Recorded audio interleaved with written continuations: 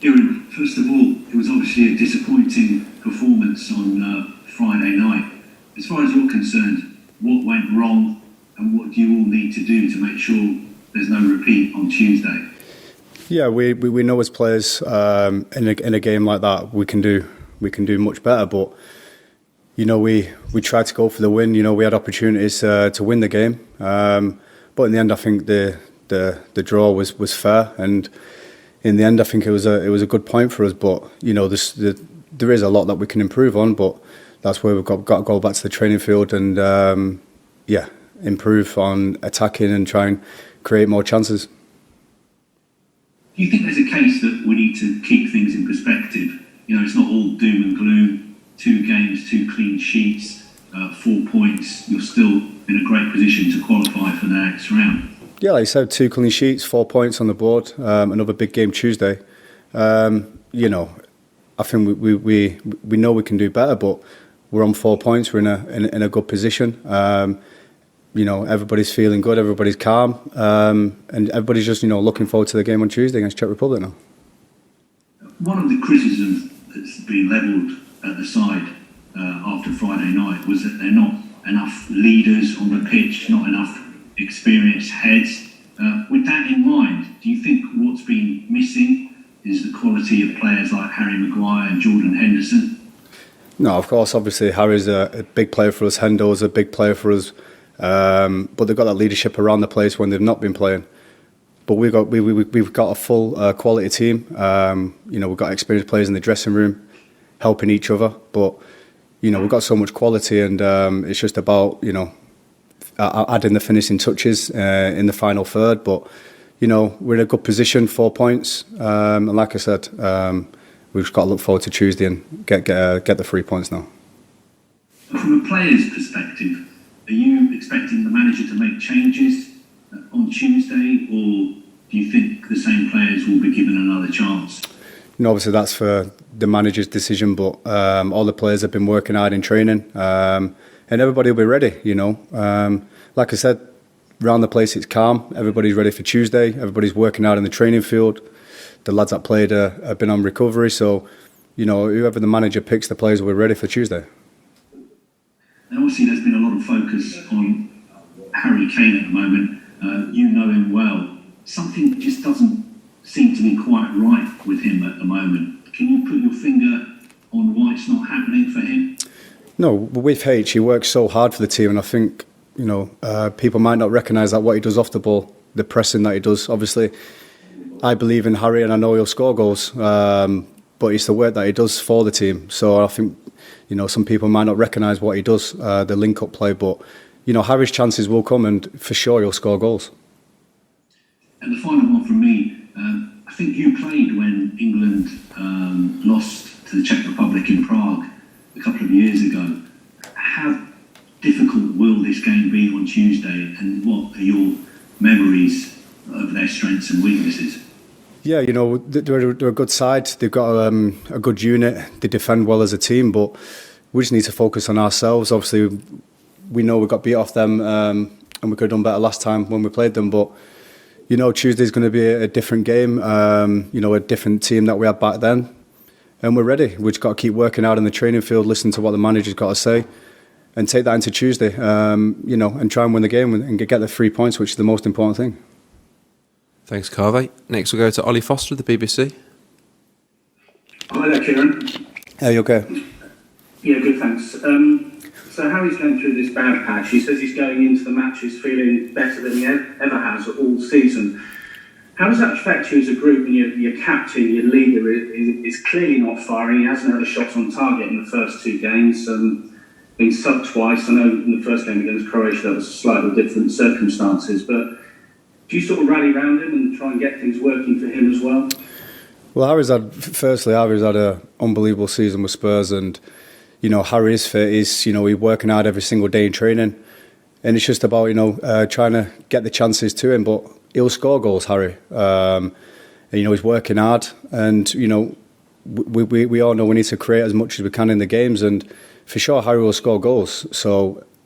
And he's working so hard for the team off the ball. And like I said before, I think people are not really seeing that and noticing that. But Harry's a fantastic professional, and for sure he'll start scoring goals.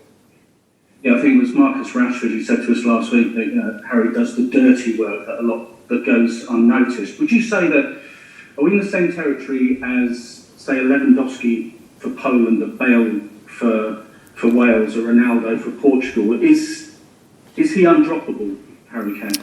You know, that's not my decision, but he's our captain, he's our leader. Like I said, he's a big player for us, and we just need to create chances for him to score goals. Like I said, you know, he's an unbelievable professional, and we just need to try and get him on the end of the chances and try and create as much for him as we can. And you know, Harry's a goal scorer. He's shown throughout the season his assists, his goals. So hopefully he can start scoring goals for us, which I know he will. Describe the atmosphere in the group, because obviously, you know, I was up at St George's post-Croatia. It was fantastic. You know, the confidence was high. Then you must have felt so flat. It wasn't a defeat. Nobody said that. It's not the end of the world. You know, it's a point that will probably be good enough to get you through on 4 points. But what was that change in atmosphere like in the group? No, the atmosphere is not flat. You know, everybody's calm. Everybody's, you know, relaxed. Obviously, we know we could have done better in the Scotland game, but we're on 4 points. We're in a good position. The atmosphere is good. You know, like today in training, everybody's laughing and joking. But obviously, we could have done better in the Scotland game. But we're on 4 points in a good position. So everybody's calm. Everybody's relaxed, and just fully focused on the game on Tuesday now.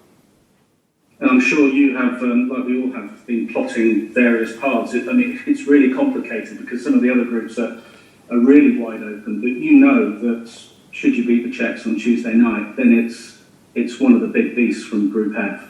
So yeah, you wouldn't mind finishing second. We want to finish first. We want to win every single game. But you know, like I said before, we're in a good position, 4 points, and we want to go into every game to win. And Tuesday will be no different. So we just need to focus on the training field and go into Tuesday with a winning mindset to get the 3 points. But finally, Kieran, you said you sort of looked back at the Scotland game, you know, get back out in the training field and try and do things right, knowing that you weren't right where you should have been against Scotland at Wembley. Do you analyse it any deeper as a group? Do you watch that match again and look at it, you know, in detail? You know, like I said, we know we could have done better against Scotland, but we just, you know, had a talk what we can do better, you know, attacking wise and defensively also, and it's all about going back on the training field and putting it right, and that started today. So, you know, we all know we could have done better, but it was a good point in the end for us, and we're just fully focused on Tuesday now and putting it right and getting the win. Thanks, Ollie. Next we'll go to James Savundra from TalkSport. Kieran, what have been the key messages and the key focus from the manager since the Scotland game on Friday night? No, it's just about you know, how we could have improved against Scotland in some actions, but you know, we could have won the game, you know, with Stones' header when it hit the post. And, you know, it's just about keeping calm, and everybody is. In the end, it was a point, clean sheet. We're on 4 points, and, you know, we just got to move on from that now and just fully focus on the game on Tuesday night. If you win the game on Tuesday night, then you will most likely play one of those tough sides in Group F, but you will have home advantage at Wembley. Do you see that being a significant advantage if you can get that? Like I said, we go into every game to win the game, and, you know, no matter who you play in the tournament, it's going to be tough. So, you know, obviously, I don't know the route if we play, how many games we play at Wembley, but, you know, it doesn't matter. You know, we just need to be fully focused and ready for who we play at Wembley. We just need to believe in ourselves and give everything, no matter who we play. And just finally from me, you're back at Spurs this week. How do you feel like you've developed as a player since you left them a couple of years ago? Yeah, I feel like I've, you know, developed a lot. You know, I've said many times over the years that I needed to improve mostly on my defending. You know, and with Simeone, I feel like I've learned so much. I feel like I've matured as a player and gained a lot of experience. So, you know, I'm just happy that I've, you know, got the experience of playing in La Liga. It's been a great 2 years for me. And, yeah, just come back to England and the national team and help the other players, the young players, with the experience that I've gotten and what I've learned on my journey so far in the Liga. Thanks, James. Now we'll take one from Dom Smith of englandfootball.org. Hi, Kieran. All right. Are you okay? Yeah, good, thanks. 2 questions from me. First of all, you were a major part of the squad which 3 years ago reached the World Cup semi-final, of course. So far on this campaign, what do you see as being the differences with how it's gone on and off the pitch and on the pitch, and what are the similarities? Yeah, obviously it's a different group from this camp to the one in Russia. A much younger group, but 2 fantastic teams from Russia, and now I feel like we've got more attacking threat now. And I feel like over the years, we've progressed so much from where we was, and we've got a very exciting group, and it's a very exciting future for England for sure. And just looking back at the Scotland draw, do you think that England took enough risks? And are we seeing the best of England's incredible attacking talent, do you think? Yeah, obviously we go into every game to win the game, and Scotland were no different. It was 0-0. There were some positives to take from the game.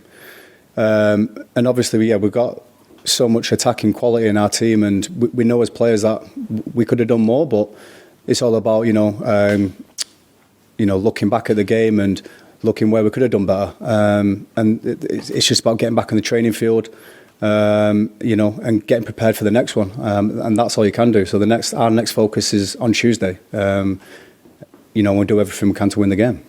Thank you, Dom. Next we go to Mark Mann-Bryans from Press Association. Hi, Kieran. Just a couple. It was nothing personal against you, but there are many people questioning Gareth's decision to play you at left back in the opening game. Can you understand that, given the seasons that Luke Shaw and Ben Chilwell have had? And when the manager told you were playing there, can you explain the reasons for playing you there? Yeah, obviously Luke and Chile have had fantastic seasons, but we've got a great squad here, and even when I played left back against Croatia, Luke and Chile, was helping me half time before the game, and the good thing here, we've got a really good squad. Nobody was complaining or anything. We've got a good squad, and in a tournament football, everybody needs to be there for each other, and we've got a fantastic group here. And if I play left back, I'll give 110%, no matter where I play. If I'm not playing, I'll always be supporting the team, as everyone else will be. So, and that's the most important thing is the team. You've not played many games at left back, but are you comfortable there? And how does it change? How does it change your game when you're playing on your weaker side, almost, as it were? Yeah, obviously, I've not played loads of games at left back, but I feel like I'm experienced enough now to play on either side and to help the team out as much as possible. Obviously, depending on the opposition as well. But for me, if I'm playing, no matter what position I play in, I'll always give 110%, as all the other players do. So, and even when I'm not playing, but I don't mind playing left, right. It doesn't bother me. The most important thing is giving 100% for the shirt, and that's all I'll ever do. Thanks, Mark. Next we'll go to Matt Reid from Kick Magazine. Hi, Kieran. Are you okay? So you've obviously started already at the tournament, so is Kyle and Reece and Luke in the full-back positions. And we regularly see all of these players pushing forward, playing a lot of their game in the attacking third. I mean, regularly see these players popping up and putting balls in from deep.